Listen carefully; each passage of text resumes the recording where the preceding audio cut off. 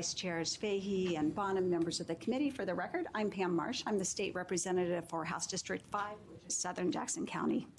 You know, for many of us who live on the I-5 corridor, access to high-speed internet is frankly something we take for granted. But that is not the case for many Oregonians who live in our rural areas and essentially live and function in their businesses in an internet desert. But I'm here today to tell you that it doesn't have to be that way. I am very pleased to present to you today two pieces of legislation that, taken together, can ensure that all Oregonians move toward a future that is full of technology.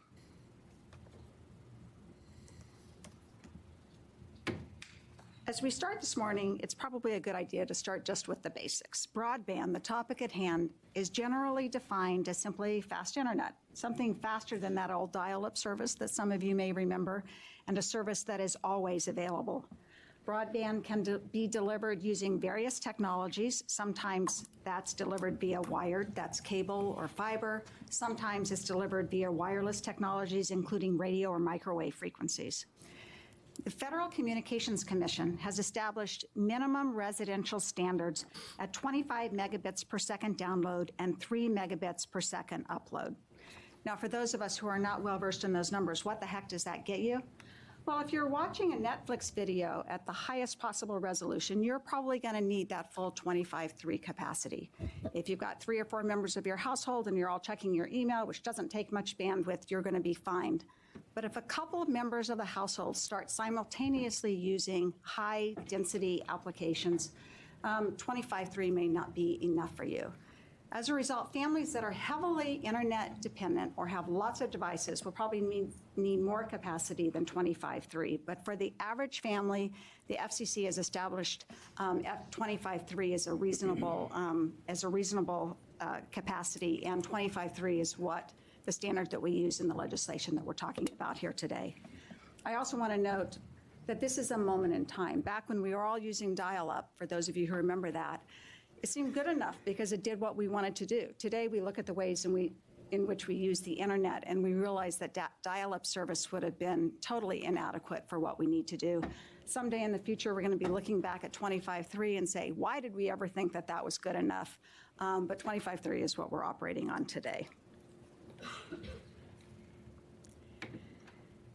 Despite the centrality of internet to everything we do, we know that at least 400,000 Oregonians, about 10% of the population, lack internet of any kind. Now, the numbers are probably much higher because, frankly, one of the frustrations in this business is that it's difficult to get access to good mapping. If you start talking to broadband engineers, very often they'll start telling you about times in which they loaded their cars with instrumentation and went to a region and simply stopped at different points and measured the bandwidth that was available. Of course, even if you can find bandwidth at one location, there's no guarantee that it actually makes it to any homes that are adjacent. So it's frustrating to not have better numbers, but we believe that 400,000 Oregonians is an accurate figure. And if you look at the map, it's probably not a surprise to you to note that the gaps are really concentrated in the rural and remote regions of the state. This is another way to express those gaps. This map was taken from the American Community Survey. It's 2017 data, the most recent that we could find. And it shows you, county by county, the percentage of households with no internet. That mustard color yellow, in case you can't see the key, that covers much of the state, indicates that in those areas, 20 to 40% of households have no internet.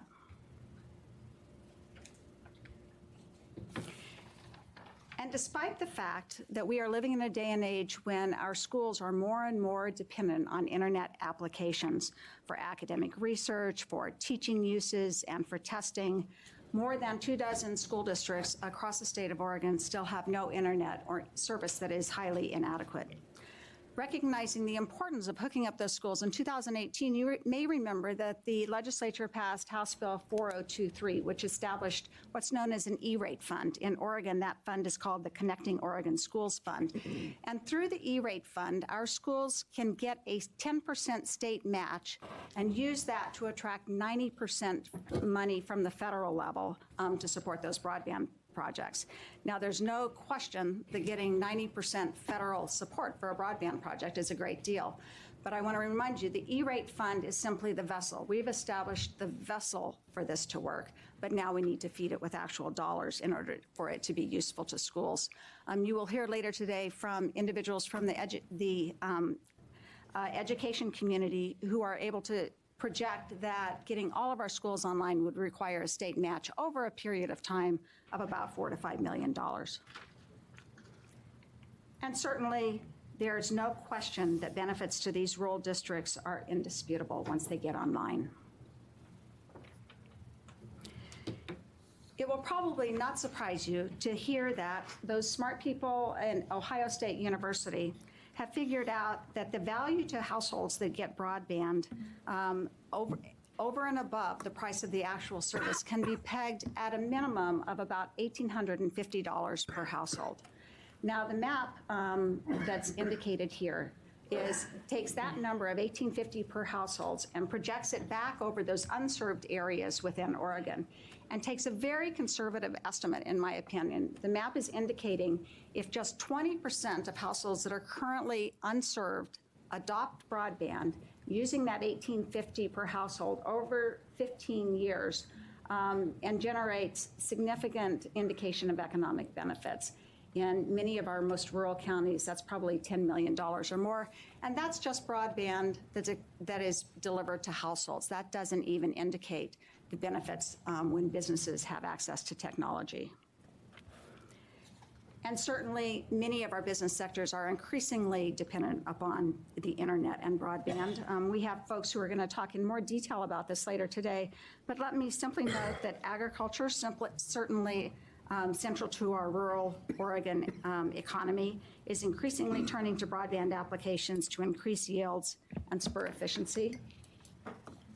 Public health is increasingly delivered over telehealth applications. In fact, I think we have a couple of bills in front of us this session which would extend the kinds of services that can be delivered via telehealth. But let me remind you, you only get telehealth services if there's underlying broadband.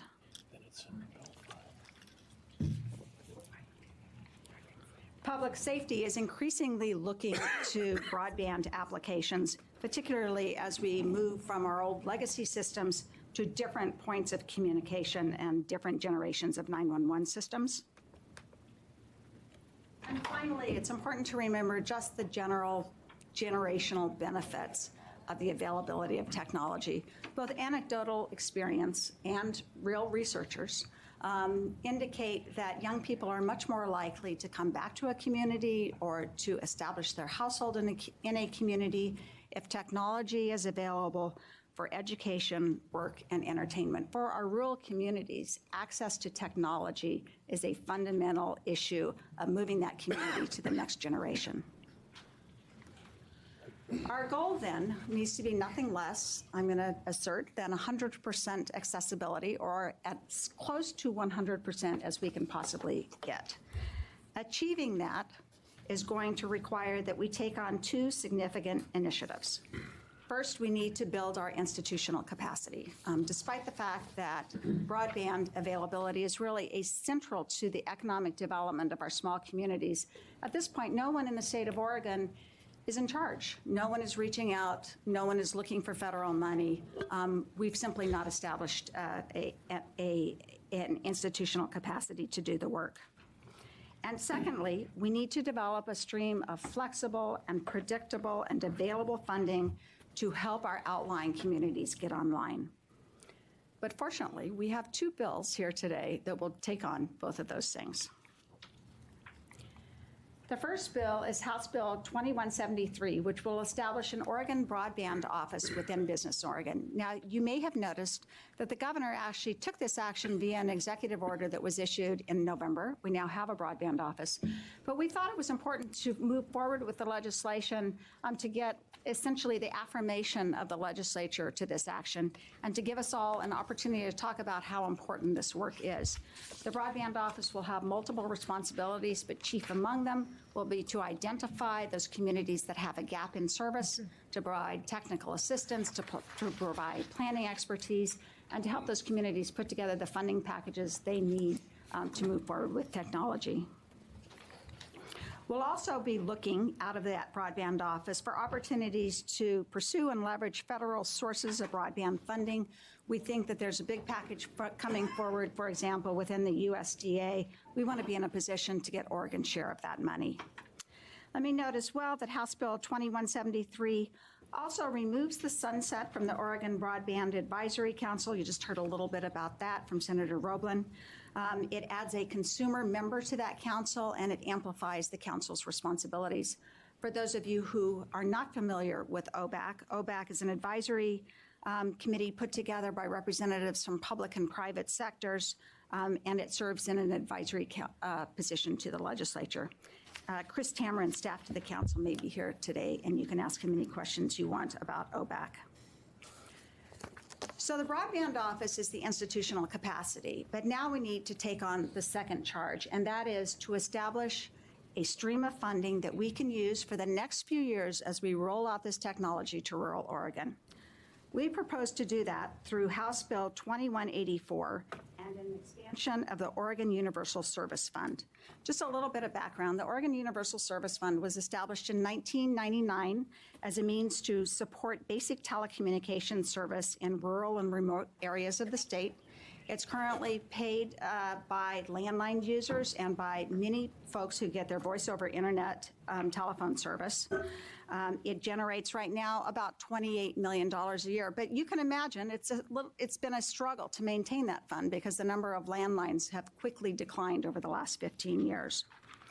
The proposal for expansion would involve cell phones and the remaining VoIP providers in the payment of the Universal Service Fund.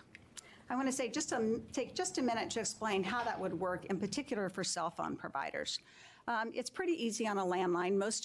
All of your bill is dedicated to voice calls, and a portion of that bill is clearly dedicated to intrastate voice calls. That's the portion of the bill on which the surcharge is assessed. For cell phones, it's more complicated because your cell phone bill has a number of different items on it. Some of the money that you spend on your cell phone bill is for the internet. We're not going to tax the internet. Some of your cell phone bill is for interstate calls. We're not going to attach a surcharge to interstate calls. So the only portion of your cell phone bill that's going to be subject to the surcharge is the intrastate calls, those calls within the state of Oregon. Frankly, right now, we don't know exactly how much that amounts to on an average cell phone bill because it's proprietary information. We can't get it from the providers. But we do know how many handsets there are in the state, and we do know how much money we want to raise. So if you look at various scenarios, we believe that expansion of the Universal Service Fund to cell phone providers will generate about $4 to $8 per year from the average cell phone user. So that's what the expansion would cost the average cell phone users, about $4 to $8 per year. We have in the legislation a fund cap of $40 million. $30 million of that would go to stabilize the current existing Universal Service Fund, which also helps with the completion of both landline and cell phone calls. $10 million of that would be set aside for a broadband fund. That fund would be dispersed via loans and grants and administered by the new Broadband Office in Business Oregon to help our far-flung communities get online. The goal then is very clearly to maintain the existing fund and to establish the Broadband Fund.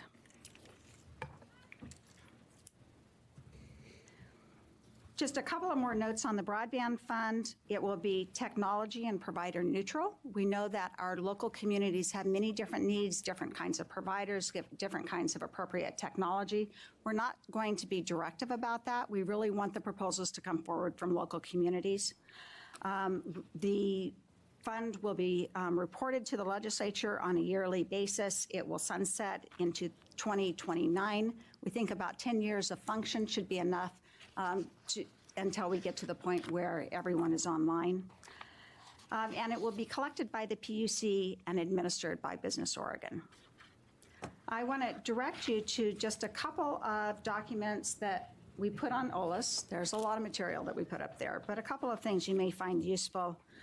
One is a document that was put forward by the National Regulatory Research Institute. It's a paper about universal service funds, in case you want to find out how they function in other states. You'll find out that more than 40 states have universal service funds, and 30 of those states, cell phone providers pay into the fund. Funds are very commonly used for broadband purposes.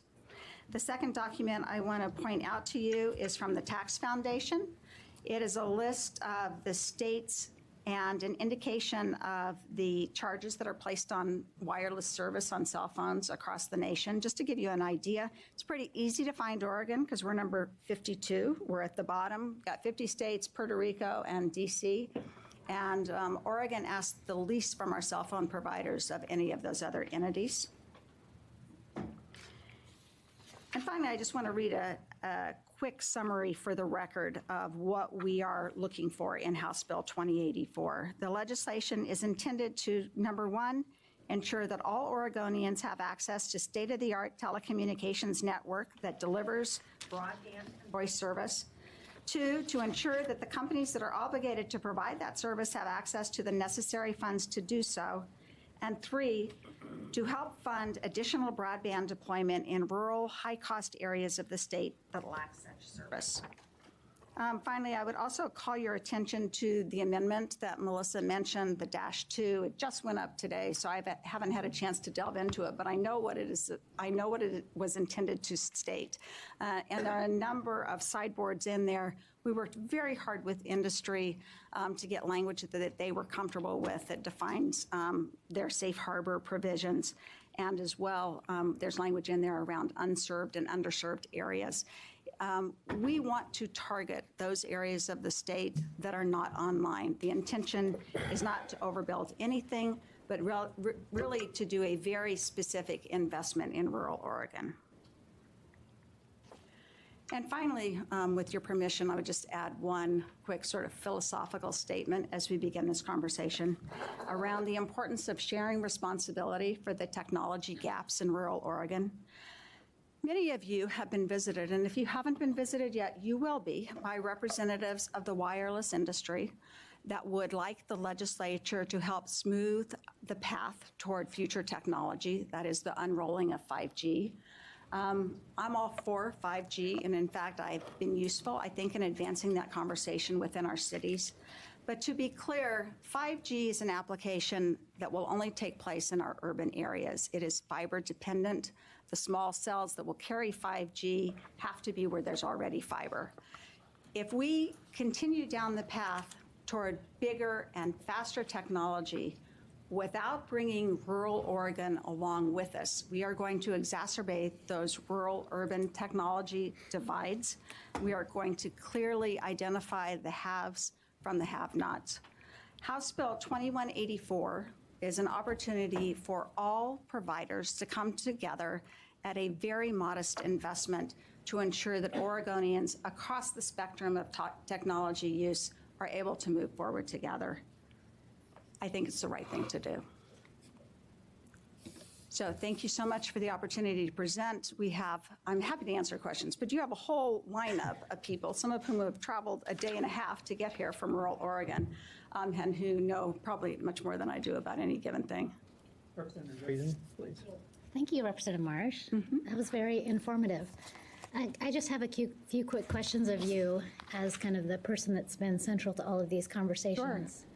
Can you please tell me, as you have been having these conversations with folks who are now being brought into this Universal Service Fund charge, is this a consensus bill? Do all affected parties, have they agreed to the amounts, language, and processes for this? I think I don't think we have full consensus yet. I mean, certainly you're going to hear that today. We have been working very hard with them, and I think they would tell you that, to put language in the bill that addresses many of the concerns that are out there. I think there are probably some providers who are more comfortable with it and some who would prefer to be left out. Can I ask a follow-up just along similar lines? I noticed that in the -2 amendments, and I don't know which amendments at some point we'll actually be looking at, but I was just curious. I saw that for the broadband portion, it looks like that money is available to communities. It is. And then for the portion that was the Universal Service Fund, it looks like for the new entities that would be paying into that fund, that it looks like access to that fund is still limited to those who have access to those dollars as of the end of the year last year. Can you talk to me a little bit about that reasoning? I'll ask that question because it's an interesting one. So the current universal service fund is accessed by providers who have what's known as a COLR obligation. It's called carrier of last resort obligation. They have no choice but to serve the customers in rural Oregon. So that money is available to them to make that possible, to take care of those gaps, to maintain that technology. So we can't diminish their ability to do that work because they're obligated to do that work. The Broadband Fund, on the other hand, will be open to whatever entities want to step forward and apply for it. The intention is to, again, get the most bang for the buck that we can in rural Oregon, to partner with federal money when we can do that, to really fill those gaps. Thank you. Further questions for Representative Marsh? Representative Wallen? Hi, thank you. I do have one quick question. You said that we are going to tax the calls, interstate calls, and not tax the internet, but then the taxing the calls is going to be used to fund the broadband. Did I hear that right? So the portion of the cell phone bill that would be subject to the surcharge is the intrastate portion of the bill. Calls, though. The phone intrastate costs, yeah, Right. voice So we're calls. using calls to fund the broadband? Okay. I just wanted to be clear that that was the And to case. be clear, we've already, in 2017, we passed legislation that already established that for landlines and the VoIP providers that are paying into the fund, that those monies can be spent for voice or broadband purposes. So we've already we've established the precedent for using the revenues for a variety of purposes. Thank you. Okay. Representative Bonham? Thank you, Chair Levin. Representative Marsh. Curious, it seems like that $40 million total has kind of been a target the whole time, and that the percentage has varied in order to kind of drive to that number. Why is 40 the magic number? Well, the current fund is $28 million. That's what we're getting out of it now. $10 million per year for investment in infrastructure on the broadband fund side. I'll tell you, it's not going to go very far. But if we use it tactically, if we fund planning and technical assistance, if we try and use it to draw down some federal matching funds, I think we can do a whole lot with the $10 million broadband fund. So it's basically a reflection of current conditions on the ground, $28 to $30 million. And to be clear, the providers that receive that $28 to $30 million are still going to have to go through their own PUC process. They're not handed that money. It's no guarantee. They have to prove that they actually need it. So that the $30 million is a maximum amount, not a guarantee in any way. The $10 million for the broadband fund seemed to me to be a number that we could have a significant impact for. By the way, we may have a representative here from the PUC if you have questions about how they would calculate the surcharge and how they would gather the funding. So do we have any idea what the federal leverage could potentially be? Well, you know, the USDA has a whole lot of money that they're going to be starting to roll out. We are going to be doing our best to get as much of that as we can with our new Broadband Office.